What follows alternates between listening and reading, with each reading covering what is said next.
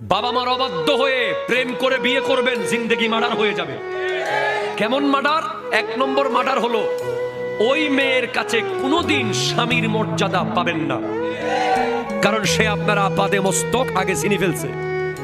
বিয়ের পরে নতুন করে আপনাকে স্বামী হিসেবে শ্রদ্ধা করার মতো মুড তার নাই, কারণ মোবাইলে কথা বলার সময় কতবার ওডা বেড়া তুই তাই শুরু হয়েছিল, ঠিক না?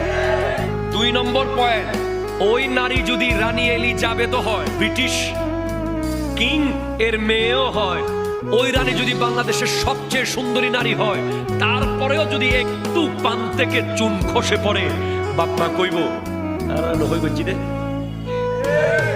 সব সময় বদদোয়া থাকবে, দোয়া থাকবে। আর বাপ মা যদি কালামাইয়াও আনে, ওটা ভুল করলেও শুদ্ধ, বাপ মা আনছে, ঠিক কিনা কথা বল? সবচেয়ে 3 নম্বরটা মারাত্মক বেশি।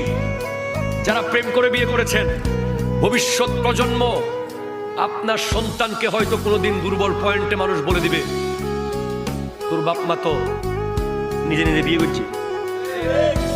তখন আপনার সন্তান আর কোনোদিন ওই দুঃখ মুছতে পারবে না।